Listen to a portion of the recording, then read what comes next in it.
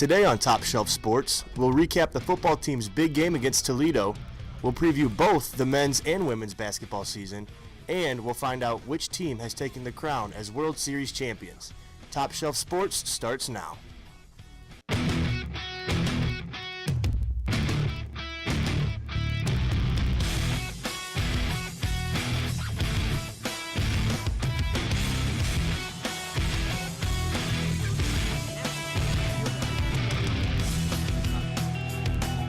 Welcome to the newest edition of Top Shelf Sports. I'm Austin Hanson. And I'm Emily Becerra. There was a ton of action this week in the sports world as we'll give you the latest in Husky athletics and nationwide sports. Let's begin with some NIU football as they played a pivotal road game against the Toledo Rockets for the top spot in the MAC West. The Husky defense looked to blow up the Rockets' MAC-leading offense in last night's matchup. Early in this game, down 7-0, Huskies running back Trey Harbison runs one up the gut to knot this game up at 7. In the second half, the Huskies take the lead 14-10 after Childers sneaks through the D for the 1-yard touchdown. The Rockets scored a few minutes later on a Terry Swanson run, and Toledo's offense began to click. NIU kept their hopes alive with this block punt, which resulted in a field goal, but it would not be enough. This late interception by Trayvon Mathis would close out yet another MAC victory for the Toledo Rockets. We were able to speak with defensive end Sutton Smith, who leads the nation in tackles for a loss and is 4th in total sacks on the season. Let's send it over to Top Shelf reporter Tom Burton, who caught up with the defensive standout in this edition of Husky Corner. Thanks, guys. We're joined on set now by redshirt sophomore defensive end Sutton Smith. How are we doing today, Sutton? Pretty good. Nothing big going on today. Cool. So, obviously the story of the team this season has been, one of the main stories has been your guys' defense. So what are your kind of thoughts on the defense so far for you guys this season? Our defense is, a hard-hitting defense. I think that we always fly to the ball. That's what our coaches always emphasize on, and we really try to get there. And so, I mean, if more guys to the ball, the more they're going to get stopped. So the quicker and faster you get there, the less yards they get. Has it been kind of a surprise for you, like that the defense has been this recognized? And not really. Last year we had the chance to do a lot of this stuff, but this year we really emphasized on it. I mean, all spring ball we were just running. We were literally just getting to the ball every single time. Everybody was like, there was sometimes like 7, 8 guys in the picture whenever we were looking at it on film, and that's what coach really wanted to emphasize on, and that's what we were going for. What about like the season overall for you guys, and maybe like your chances that you think of making the MAC championship or even winning the conference? I think it's good. I think it's been a good season so far. I mean, the defense overall, we've done really good. There's some things that we need to clean up here and there after each game, and I think the MAC championship in our future is really bright, and I think we're going to get every opportunity to make that happen. So you personally, you were recruited out of high school as a running back. Yeah. So, like, what was that transition like for you, like switching over to the defense? It was I never really played defense before in high school. I had maybe played like one game of it, but I was also playing running back as well. So it was kind of different. They just moved me to running back full time, and so when I came here, it was just like, we're just gonna keep you at defense, because I kind of dug my own grave in a way, because I was playing running back in a freshman scrimmage period, and the quarterbacks somehow fumbled the snap or something like that, and somehow the ball got kicked to the safety, and the safety picked it up, and I just hit the safety. I guess it was a pretty good hit, and the next day I was in Coach Carey's office with at the time, the linebackers coach was Coach Watson, and they said, you're gonna play linebacker. So that's how my story all began on defense. So. Does that give you kind of an advantage, maybe knowing those offensive tendencies, like maybe from a running back or from the offense? Sometimes. I mean, I was only a running back in college for about a little over 3 weeks in fall camp or something like that, and I didn't really get to pick up the whole offense. But I mean, just the technique and everything behind being a running back, like how your footwork is and how you go about, how your body moves and how you can cut from inside and out. I mean, that really pays a dividend in what I do right now, because I just got to make one guy miss and then tackle the quarterback or the running back right now. So, I mean, it really helps out with all the technique that I've learned from running back. Definitely. So you being a redshirt sophomore, you got 2 more years. Like, what are your thoughts on maybe the future of the program after this year, especially with maybe Marcus Childers at the helm? I think it's really good right now. I'm liking everything that's going on. You know, Marcus has really stepped up, and he's doing great at the quarterback spot. I mean, every position, everyone's got a little something to take care of and something to improve, and that's every week. That's even on my plate too. So Marcus is going to keep improving by the weeks that keep going by, and hopefully we can get to that MAC championship and win it. Definitely. Well, Sutton, we appreciate you coming on our set here today with us, and good luck the rest of the season. Thank you. Thank you for having me. And that's it from Husky Corner. Let's send it back to the desk. The men's tennis team will continue their season today at the Cleveland State Viking Invitational. The Huskies will be fresh, coming off a 2-week break after last competing in the ITA Regionals in mid-October. The team was led by seniors George Lundvist and Eric Marbach, who reached the third round of play in the doubles draw. The Invitational will run today through Sunday in Cleveland, Ohio. The volleyball team will look to bounce back this weekend in their last regular season away games.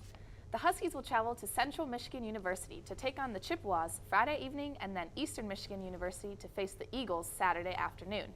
NIU is tied for 7th place in the MAC conference standings, but are only 2 games behind being in 3rd place, leaving major implications on these upcoming games. The Huskies lost to Eastern Michigan in 5 sets, but defeated Central Michigan in 4 sets earlier this season. The NIU men's and women's basketball teams are gearing up for the season as they get set for tip-off in the coming weeks. We got an inside look with head coach Lisa Carlson and Mark Montgomery as they preview what to expect for the upcoming season. The NIU men's and women's basketball team held their media day conference earlier this week as Coach Montgomery and Carlson talk about the upcoming season as it quickly approaches. After adding a few new faces in the offseason, the men's and women's team look to add more depth and versatility on the offensive and defensive side. Both teams are eager to get back on the court and bring their competitive drive and motivation into the Convocation Center. The excitement started, like I said, right away in August when everyone reported on time and everyone was in shape. They were committed to getting stronger in the weight room. They were committed to individual workouts. They were committed to when practice started. But I know with this group it started in the summer because you can just see yes, we have a lot of new faces, but you can see the togetherness and the team bonding. The diverse skill set that this men's basketball team brings this season gives Coach Montgomery confidence that they can compete against any team. Ahead. I would say this team is just as competitive as all my teams been in my 7 years here. I think this group might be a little bit more, they're ready to get after it. You know, I don't have to always jumpstart them. The women's basketball team, on the other hand, looks to pick up where they left off last season with this young Husky group, as they made an appearance in the Women's National Invitational Tournament, their first postseason appearance since 1995. Week. You know, when I look at this year's squad, I think it has great balance. I think it has great returning players that were very key in our run last year, and I think it has some really great young kids. Coach Carlson strives to continue incorporating consistency and culture into this Husky team, 2 important factors that has led to a great deal of the team's success. Is that we needed to be in a position to be in really good shape and to be really unselfish. If we were going to be successful in doing what we wanted to do, again, especially on the offensive end, we needed to make sure that we were going to be able to wear people out and be in good shape, and we needed to share the basketball. The men and women's basketball team are gearing up for this upcoming season as it is just around the corner. Both teams are ready to compete and head for success. For Top Shelf Sports, I'm Ricardo Segura. Now joining us at the desk is Northern Star beat reporter for the NIU basketball team, Julian Nunnery. How are you, Julian? Great. Thanks for having me on, guys. Of course. So, Julian, what are your overall thoughts on the team as they prepare for their season this coming week? So this year's team is very different from last year's team in many ways. For starters, there's only 1 senior on the roster this year compared to 4 from last year. So leadership's going to have to come from juniors and sophomores, which I don't think will be a big deal. But there's also 6 freshmen on the team this year. So there's 6 new-coming guys that they're going to have to incorporate and intermingle in the system. So that'll be a bit of a challenge, but I think they're up for it. Also, I'd say the team has gotten a bit smaller and quicker, which could work negatively and positively. I think on the offensive end, they're going to take a little hit getting the ball down low to post players, and on defense, they might have a couple matchup difficulties. But I think it'll make them more versatile on the offensive end. I think they'll be able to get out and run more, play a much faster and quicker game, and play more pressure defense that hopefully causes turnovers that they can create into offense. Also, I think three-point shooting has gotten a little better. I think there's several capable shooters on the team. It's just a matter of taking smart shots and knocking them down at a high rate. And lastly, I would say what's going to be huge, a guy, Jalen Key, will not start the season with the team this year. He's coming off of an injury. They hope to get him back sometime in the second semester. But with that being the case, other guys are going to have to step in and fill in his absence. That's awesome. So you said that there's 6 new freshmen. You're going to rely on sophomore and junior leadership. So do you think that those players, will they have a key role in the team this season? Yeah, there's definitely some guys that will have a much more of a key role this season. It starts with sophomore guard Eugene German. I see him as a starting guard this year. He was named to the preseason All-MAC West team, so obviously he's going to be huge for them this year. He's going to carry a large portion of the scoring load, and I think they'll look to him as a go-to scoring option at the end of games. So he'll be huge. Also, junior Lacey James should be big. What's interesting about James is that he's listed as a forward, but he's actually going to start at the center role. He's about 6'9". He's not huge, but I think he's long and athletic enough to provide kind of an anchor role for them down low in the middle. And also junior forwards Levi Bradley and Jalen Key, like I alluded to earlier. Those are both longer guys that should be able to match up with several positions. I could actually see when Key returns, both those guys starting together if the team wants to play a bigger lineup. But yeah, those are the guys that I think will take a big jump this year for the team. So let's talk about personnel. What are your thoughts on head coach Mike Montgomery? Okay, so Coach Mike Montgomery, this is his 7th season with the team. I think he's actually under a bit of pressure to perform this year. They finished the season last year at 15-17, which a losing record is never good. They also lost the last 4 games of the season last year, including their first-round loss to Eastern Michigan in the MAC tournament. But I'd say he's more focused this year. He's more engaged with his team, and I think he'll bounce back, and the team will bounce back this year. So that's awesome. Do you think that the team will match up well with the rest of the conference this year? I think NIU will match up well. I think what's going to be huge for them is that they'll play several good teams before conference play, including 2 NCAA tournament teams from last year in Iowa State and Marquette, and also a very good Iowa team that was snubbed, in a lot of people's opinion, from the tournament last year. So those games should really prepare them for conference play. I also think NIU's lineup will get deeper as the season progresses. They'll have more guys that they can count on throwing into the game and guarding multiple positions. So as long as the team can stay disciplined, both offensively and defensively, I see them having a pretty solid year. I see them finishing maybe at or slightly above 500. It all just depends on how guys gel together and learn to trust each other as the season goes on. Wow, well, thank you so much, Julian, for being on the show with us today. Thanks for having me. After the break, we'll check in on how the Bulls rebuild is going. We'll see which stars were on the move at the NFL trade deadline. And we'll find out which club sport is making moves without major recognition.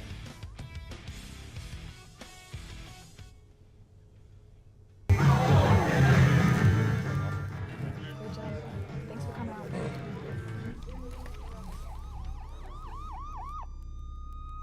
You made this vacation happen, cleverly merging promotions, Double points with every purchase. and cross-referencing travel sites. Aloha! If you can ace your vacation, you can do it for retirement. Get on track with tips at aceyourretirement.org.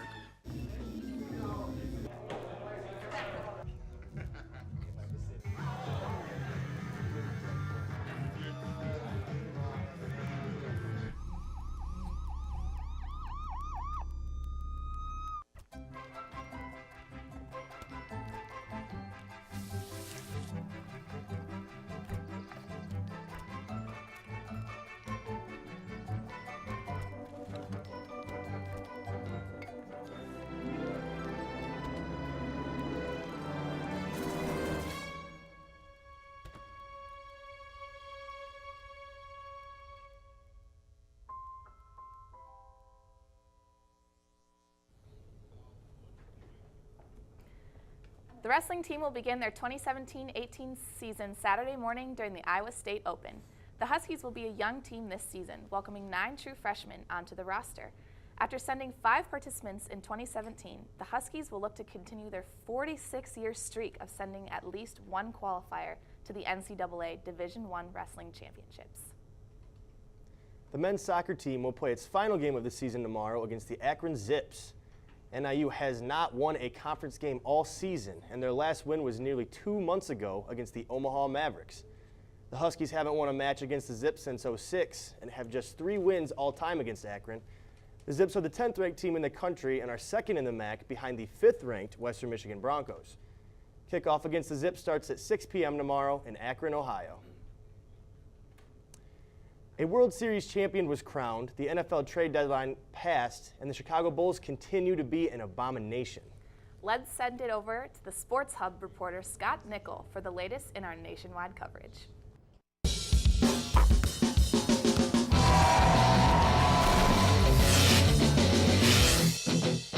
Guys, one of the most exciting World Series in recent memory concluded Wednesday, so let's get right into it. The Houston Astros started the scoring early. After a miscue on an errant throw, Jose Altuve grounds out to Cody Bellinger to extend the Astros lead 2-0 before the Dodgers had a chance to bat.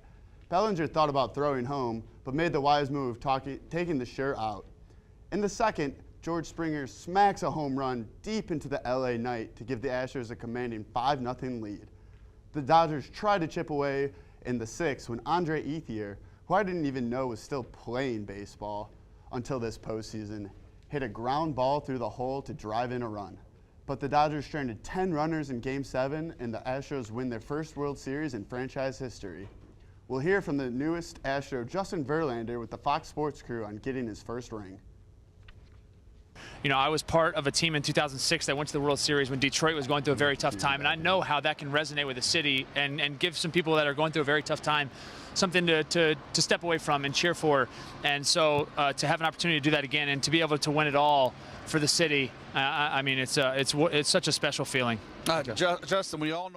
Changing gears here, the Bulls took their talent to South Beach as they took on the Miami Heat Wednesday.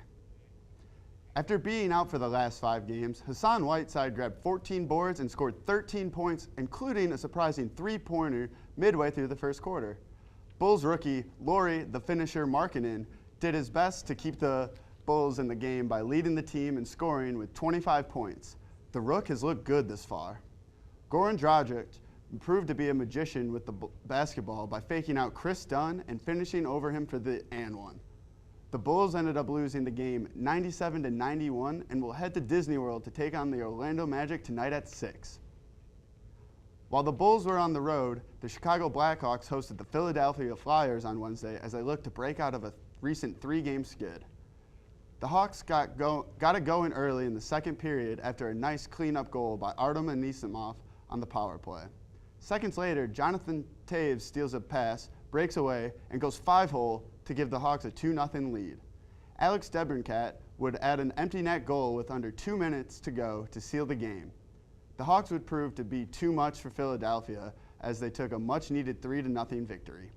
Chicago will look to continue its momentum on 7 p.m. Saturday when they visit the Minnesota Wild.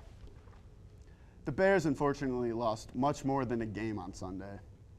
While the Bears fell to the Saints 20-12, that's not the main story here. Bears tight end Zach Miller suffered a nasty, potentially career-ending leg injury in the third quarter while attempting to complete a controversial non-touchdown call. Miller had emergency surgery to save his leg after damaging an artery. He is not expected to be ready by next season. We wish him the best. It was one of the most active NFL trade deadlines in recent memory as several teams moved key players. The Seattle Seahawks started things off by sending their 2018 third-round pick and 2019 second-round pick, which was originally Jeremy Lane, but he failed a physical, to the Houston Texans for offensive tackle Dwayne Brown and a 2018 fifth-round pick. This move will finally give Seahawks quarterback Russell Wilson a competent pass protector. The New England Patriots made the most shocking move of them all when they traded backup QB Jimmy G. Garoppolo to the San Francisco 49ers for their second-round draft pick.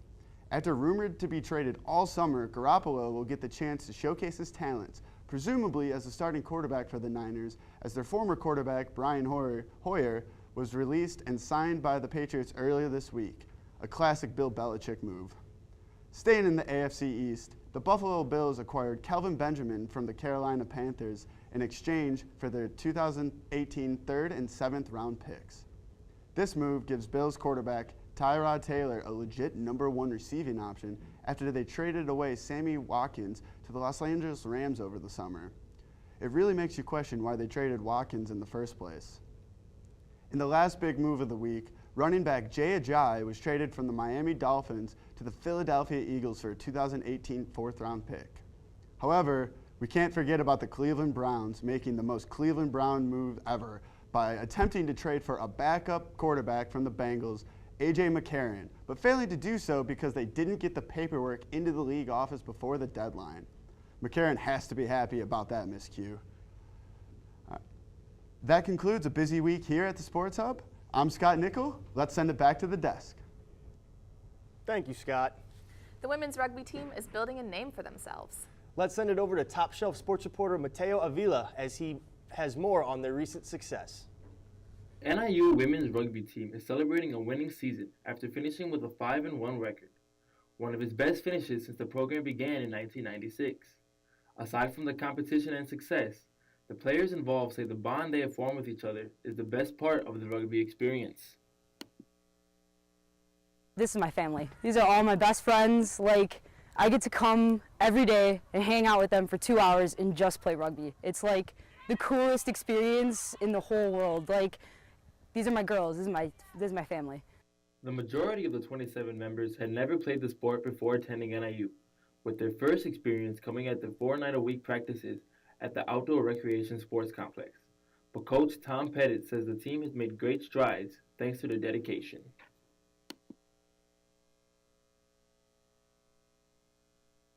They're just willingness to learn. They're all fantastic people. I mean, they come from so many different backgrounds, which is the coolest thing about rugby. Anybody can come and become just welcome and become a part of the family. And it's just a perfect mix of personalities. But they want to learn. They want to play good. The team is currently waiting to hear back on if they will have a chance to play in the national tournament. But regardless of the outcome, things are looking bright going forward.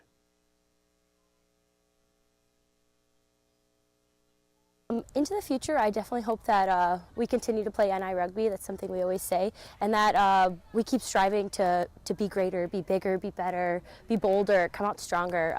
One thing is for sure, this team certainly knows how to hype themselves up. For Top Shelf Sports, I'm Mateo Avila. If you're interested in joining the women's rugby team, contact them at niwomensrugby15@gmail.com. When we come back, we will have the biggest UFC card this year. And we'll show you our top 5 plays of the week. You made her college years possible, opening that education savings account when she was little, spearheading campus tours, and deciphering financial aid. If you can ace planning for college, you can do it for retirement. Get on track with tips at aceyourretirement.org. You made your house a reality. Homeschooling yourself on loans, color-coding listings, and flushing every toilet in a 20-mile radius. If you can ace house hunting, you can do it for retirement. Get on track with tips at aceyourretirement.org. Hey, look, it's those guys. Are you good to drive? I'm fine. How many did you have? I should be fine. You should be. Go and step out of the vehicle for me. See ya, buddy. Good luck. So turns out, buzz driving and drunk driving, they're the same thing, and it costs around $10,000. So not worth it.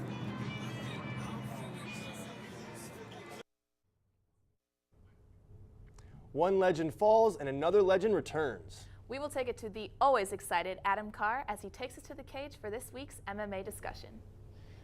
Thank you, Emily. Last week, we broke down the return of the Dragon. This week, we talk about how the Dragon was slain. Derek Brunson landed a nasty counter left hook over the straight of Machida, rocking him right to the canvas. After a desperation takedown attempt, Brunson lands some of the nastiest ground and pound you will ever see and puts Machida away. Look at this right here, just an absolute ruthless finish. Boom, boom, Pow! After the contest, Brunson called out another former UFC champion in Luke Rockhold, and let me tell you, friends, that is a fight worth watching. Also on the card, Colby Covington took a rather dull but dominant decision over former title challenger Damian Maia and called out champion Tyron Woodley after the fight. Rounding out the event, Brazilian local Pedro Munoz tags Rob Font with a short lead hook and finishes him with a topside guillotine, becoming the first man to stop him with a submission. Now, the Machida versus Brunson card was enjoyable for what it was, but what it truly was the warm-up to the fights going down this Saturday as GSP is back. George St. Pierre returns to the UFC after a 4-year retirement and moves up in weight to take the middleweight champion of the world, Michael Bisping, in a fight that just feels like it's 2010 all over again. The real question coming into this fight is, what does GSP have after 4 years away? And if his wrestling is still on point, can Bisping survive what may be the most unstoppable shot in MMA history? Now, we know what Michael Bisping brings: aggression, aggression, aggression. While he is not known specifically for his one-punch power, he can swarm any man, and is shown in his title-winning performance right here over Luke Rockhold, he can put away any man in MMA. Undoubtedly, though, all eyes are going to be on GSP. He's one of the UFC's best draws ever, a legend in his own right, and he has a chance to write one final chapter in what is already a Hall of Fame career. But that's not even close to all that's on this card. The co-main event features former teammates, Ultimate Fighter coaches, and bitter rivals Cody Garbrandt taking on TJ Dillashaw for Garbrandt's strap. Now, this is the first defense of the title for the champion, as he's recovered from an injury that took him out of action briefly. As you likely know, he took the title from Dominic Cruz, a man with what many consider to be a similar style to TJ Dillashaw, revolving around movement and angles to beat you up. Now, this fight is more than just a strap on the line, as both men have disliked each other for some time now, ever since TJ Dillashaw left Alpha Male years ago. And finally, the most dominant women's champion in UFC history, Joanna Jędrzejczyk, takes on Rose Namajunas for the strawweight championship in arguably the most high-profile women's championship fight not involving Ronda Rousey. Oh, wow, what a lot to get through, but this event is shaping up to be one of the best of the year. I'm Adam Carr, and this has been your MMA Discussion. Let's shoot it back over to Emily and Austin. Thank you, Adam. NASCAR headed to its shortest track of the year last weekend. Short tempers prevailed for some drivers. Let's send it to the garage, where Brandon Morocco has more. Thanks, guys. Last weekend, NASCAR was at Martinsville Speedway, the shortest track on the circuit. Once again, brought action and even shorter tempers. Let's head to the track and see how it all went down. Joey Logano led the early part of the race and went back and forth with his teammate Brad Keselowski. Keselowski would go on to win Stage 1. Kyle Busch's pit crew were on top of their game on Sunday. They had 2 consecutive 10-second stops and in total gave Busch 11 spots on pit road at the end of the day. Busch had the lead to start Stage 2, but was eventually passed by Keselowski, who would win both stages, though Busch once again got the lead on pit road for Stage 3. In Stage 3, Chase Elliott had fought his way to the front, and Elliott had the best average finish of any playoff driver besides points leader Martin Truex Jr. this whole playoffs. Elliott and Keselowski were fighting for the lead and becoming more and more aggressive as the stage went on. Fast forward to lap 497, Elliott and Keselowski restarting 1 and 2. Elliott runs Keselowski wide, and Keselowski drops back. The race looks to be Elliott's first win after 6 second-place finishes. But the move to Keselowski opened the door for Denny Hamlin to slide in on the inside line. Hamlin then got into the back bumper of Elliott heading into turn 3, and Elliott spun, ending his day. The race then headed to overtime, where Hamlin got the jump on teammate Kyle Busch, but Busch was able to reel him in and pass him for the lead. This left the door open for Martin Truex Jr. to get on the inside of Busch. The pair went door to door through turn 4, and it was a drag race to the finish line as the field crashed behind them.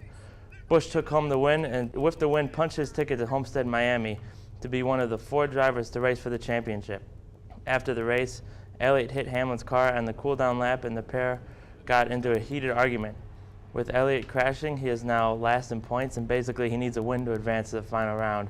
I think he can do it, but it's going to be very hard to beat Martin Truex this weekend at Texas. He has been nearly perfect at the intermediate tracks all year, and every track that you think he's not going to be good at, he still ends up contending for the win. He almost got the win at the short track. So every week I say to myself, it's been the best race in a while, and they just keep getting better and better. So this is championship crunch time. Make sure you tune in this weekend. From the garage, I'm Brandon Morocco. Now let's send it back to the desk. Thanks, Brandon. Now it's time for one of our most exciting parts of the show, Are there any Huskies a part of the top 5? I guess we'll find out. Let's send it over to Eric Martin for insight on fantasy football and the always anticipated top 5 plays of the week. Hello, I'm Eric Martin, and here are my top fantasy sleepers for Week 9. At quarterback, keep a look on Matthew Stafford. He has thrown 12 touchdowns in his last 5 meetings against the Packers and only 3 interceptions, and also averaging almost 300 passing yards. For running back, look at Lamar Miller. He now has 16 games with at least 15 touches, and also quarterback Deshaun Watson is out for the rest of the year, so that may result in him getting more chances. Finally, at wide receiver, look for Devontae Adams to have a big game against the Lions on Monday night. With Jordy Nelson in high coverage, Adams leads the Packers in both receiving yards and receptions this year. Now it's time for the final segment of the show. Get ready for the top 5 plays of the week. To start at number 5, we have reigning MVP Connor McDavid stealing the puck on the forecheck, cutting across, and setting up Leon Draisaitl for a perfect one-timer. Coming in at number 4, Danny Green blows by Steph Curry, then dunks right over Kevin Durant. Curry goes down, Spurs still lose. Number 3, Carson Wentz drops back, and Alshon Jeffrey turns around and make the one-handed catch, but he wants more, throwing off his defender, then prancing into the end zone. Number 2, Damian Lillard has Brandon Ingram one-on-one for the final play of the game, dribbles around, steps back, ball game. Trailblazers win. Winning the pole position in top 5, Tyler Taylor scrambles around in the red zone and finds Andre Holmes kind of the edge and pulls in the catch, but does he get 2 feet in? Of course he does. It's the top play of the week. That's all for top plays. Tune in next week for a special edition. Now back to the desk. Thanks, Eric. Hopefully we can get some Huskies in the top 5 next week, but until then, Top Shelf Sports is produced and directed by students here at Northern Illinois University. For more on Top Shelf Sports, look us up and like us on Facebook. Be on the lookout for our various podcasts on SoundCloud. You can also check out our Twitter site at @TopShelf_NIU to keep up with the latest sports content. We want to thank you all for joining us, and as always, go Huskies!